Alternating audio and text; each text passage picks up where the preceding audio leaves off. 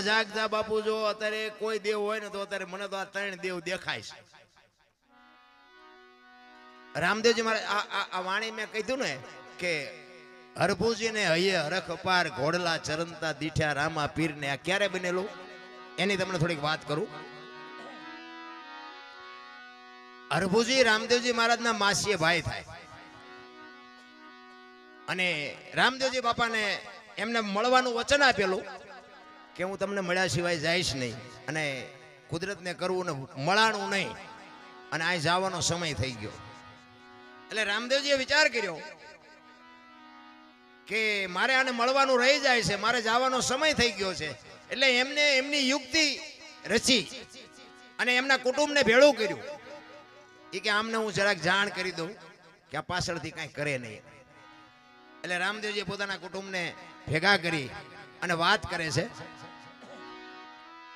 કે ભાઈ મારો હવે સમય પૂરો થઈ ગયો છે અને મારી બધી તૈયારી કરો, પણ હું તમને એક ભલામણ કરું છું કે મારો દેશ જ્યારે શાંત થઈ જાય ને મારી સમાધિ થઈ ગયો પછી દુનિયા તમને ગમે કે પણ સમાધિની એપ ખોલવાની તમે વાત ન કરતા. કોઈ પણ તમને દુનિયા ગમે એ ભરમાવે પણ મારી સમાધિને તમે હલાવવાની કોઈ કોશિશ ન કરતા. એટલે બધા કુટુંબના કે કાંઈ વાંધો નહીં. હવે આ સમય પ્રમાણે રામદેવજી બાપુ સમાધિ થઈ ગયા. હવે આ વાત ઉડતી ઉડતી એમના માસીન દીકરા ભાઈ હરભુજીને કાને પડી અને હરભુજી આ વાતને માનતા નથી કે નહીં કોઈ દી બને જ નહીં. રામદેવજી મને વચન આપીને ગયો છે ને એ તો સિદ્ધ પુરુષ છે, એ બોલેલું બીજું બોલે જ નહીં. મને કીધું છે હું તને મળ્યા સિવાય જઈશ નહીં, હું માનતો જ નથી, બને જ નહીં કોઈ દી. અરે કોકે કીધું પણ અમે ન્યા હતા, અમે મુઠ્ઠી માટી નાખી કે વાત બધી બરોબર, પણ હું એમ હા ન પાડું. હું ન્યા જાઉં અને ન્યા મને પાકું થાય ને પછી હું તમારી વાત આ પાડું, બાકી હું એમ હા ન પાડું. એ વાત ખોટી, કારણ કે રામદેવજીને હું ઓળખું છું. અને આ બહુ જયારે માણસો કહેવા મનાણા ને એટલે પછી હરભુજી ત્યાંથી ઘોડા ઉપર ચડી અને રણુજા આવવા માટે નીકળે છે. અને રણુજાના સીમાડે બાપુ રામદેવજી બાપા ના ઘોડા ચરે છે ને રામદેવજી બેઠા છે. અહીંયા બાપુ હરભુજી આ વાણી કરી કે હરભુજીને હૈયે હરખ અપાર ઘોડલા ચરંતા દીઠ્યા રામા પીરના. એમ નામ બાપુ જો ભજન બનતા હોત ને તો અત્યારે બુદ્ધિ તો આખ્યા ખટારા ભરાય એટલી બતાવી છે, એમ નો આવડે. અહીંયા બે જણા હરભુજીને એમ થયું કે દુનિયા કેવી ગાંડી છે, આ રામદેવજી આ બેઠા છે મારા બેટા કે ખોટી આવી બધી વાતો કરે. રામદેવજી સમાધિ લઈ ગઈ, સમાધિ આ રામદેવજી તો હાર્યા. એ ઘોડેથી ઉતરી અને બે ભાઈ બાપુ પહાડ ભેટે ને એમ બે ભેટ્યા અને હરભુજી કહે છે કે મેં તો આવી વાત સાંભળી. એટલે રામદેવજી વાતનો ગોળો ટોળો કરી નાખ્યો, ભાઈ આ તો જગત છે, ગમે બોલે શાંતિથી બેસને, આપણે ઘણા ટાઈમથી ભેગા નથી થયા, કહુંબો બનાય આપણે કહુંબો પી. એ બે જણા કહુંબો પીધો અને પછી રામદેવજી કહે છે હવે તમે ગામમાં જવું હોય તો જાઓ, મારે અત્યારે નથી આવવું. એ રતન કટોરો, ગેડીઓ, અમલની ડાબલી ને બધું જે કઈ સમાધિમાં મૂક્યું હતું ને, કારણ કે આ રામદેવજી બાપાની યુક્તિ હતી બધી. અમે ભક્તિ કરતા હોય અમારી પ્રજા તો મારો નાસ્ત્રાજ વ્યવહિત કરે ને કે આ બીજા કરી જાય ને અમારી રહી જાય. આ રામદેવજી બાપાનો આવડો મોટો ઇતિહાસ છે. આખ્યાન તો તમે બધા જોતા હશો. આખ્યાનમાં બાપુ રામદેવજી બાપાના પરચા હશે, બધા બતાવે. અજમલ રાજાજી બધું સારું કામ કર્યું, બાળીનાથ બાપુએ બધું સારું કામ કર્યું, પણ એ આખ્યાનમાં બાપુ નેતલદેવનો ઇતિહાસ કેટલો છે.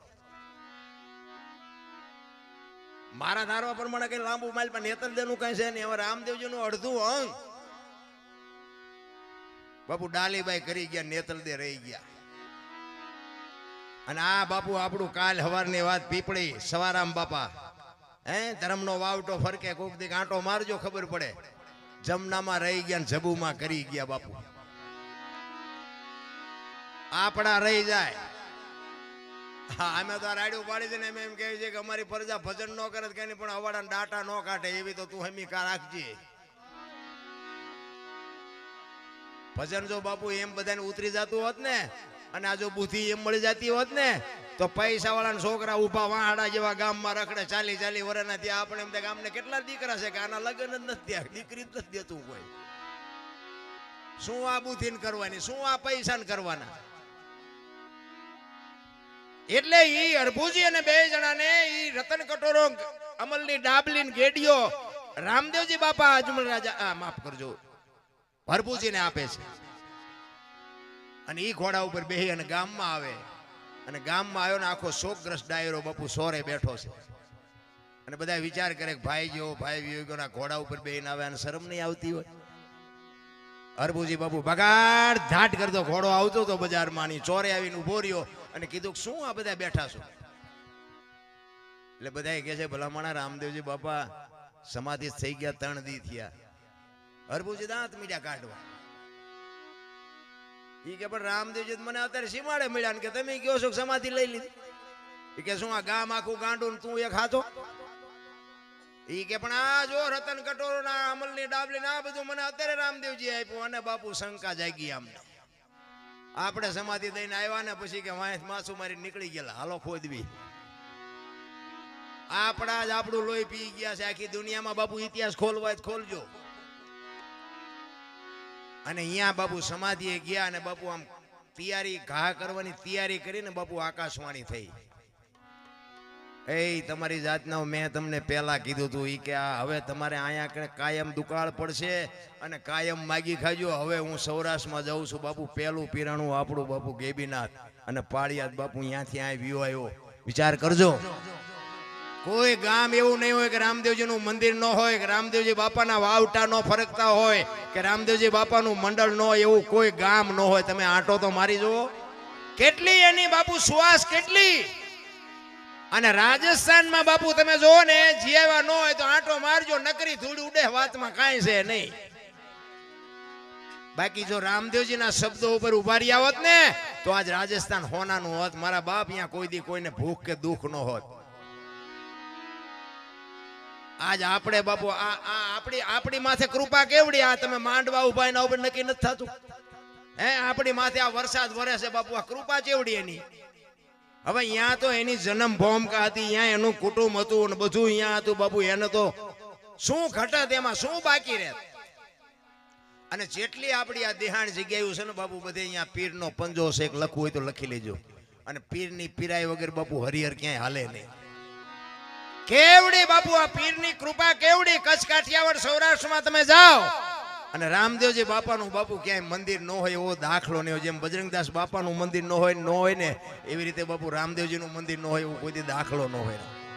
કેવડી બાપુ એની સુવાસ કેવડી. અને આ આકાશવાણી થયા પછી હરભુજીને બાપુ પછી ખબર પડી હો અરે તારી ભલે થાય તારી. રામદેવજી તું ખરેખર વ્યાઈ ગયા તા તો મને વચન પાળવા મને વચન દેવા વચન નિભાવવા માટે મને મળ્યો હતો. અને પછી બાપુ હરભુજી રોયો હો બાપ. અરે રોવામાં બાપ અરે મારા બાપ હું તને ઓળખી ન હોય કે હું તારા પગ ન ચાલી કે મારા બાપ તે મને અંધારામાં રાખ્યો. પછી રોતો રોતો કહે છે કે હવે મારે તને મળવું હોય તો કે હવે સમય વિયો ગયો ભાઈ. એટલા માટે આજના સંતો કહે છે કે તમે રામદેવજી મહારાજનો પાઠ કરો, ચોખા ઘીની જ્યોત કરો, ગુગળનો ધૂપ કરો, ધોળી ધજા કરો અને 5 મારા નામના ગાણા ગૌરવજો. હું કોઈ પણ સ્વરૂપે હાજરી આપીશ. બાકી જ્યોત ઉપર ભરોસો રાખજો. બાકી હવે હું તમને ભેગો નહીં થાઉં. આ રામદેવજી બાપાનું પ્રમાણ છે. તમને ભરોસો હોય કે ન હોય બાકી અમને ભરોસો છે કે આમાં ક્યાંક બેઠો હોય 100%. અને અમે આ એને જ સંભળાવી છે. તમને કઈ સંભળાવતા નથી. હા અમે તો એમ કહે છે કે અમે આખી રાત રાડ્યું સાંભળે રાડ્યું પડી એકાદી અમારી રાડ સાંભળજે. બાકી અમારે તમને કઈ વેરાગ નથી લગાડવાનો. આ તો ગંગા હાલી જાય. પીવો ન પીવો તમારી મોજ. બાકી અમારે કોઈની પાસેથી કાંઈ લેવું નથી. પણ સંતો કહે છે એક ઘડી આધી મેં પુણ્યાત કાંઈક કરી લેજો. બાકી માણાનો ફેરો ફોગટ ન વ્યો જાય લખી લેજો. નકાર જો કે આ બધો ડાયરો તો જાણે તો છે ને. આયા હું ઘણી વાર બધા પ્રોગ્રામ કર્યા છે ને એમાં પાછો થાનનો ખટારો મેં 20 વર્ષ હાક્યો. એટલે અનુભવ બધા કર્યા છે, થયા છે, ઝઘડા કર્યા છે, માર્યા છે, માર ખાધો છે, બધું કરી લીધું છે.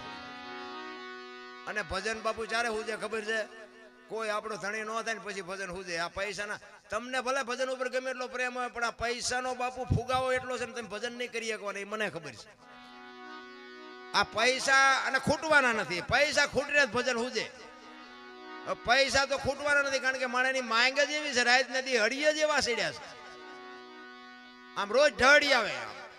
રોજ ઢળી આવે કે કાલે આટલા હતા ને આજે આટલા વધ્યા. કાલે આટલા હતા ને આજે આટલા વધ્યા. ઓલો ઉપર બેઠો બેઠો ગણે છે.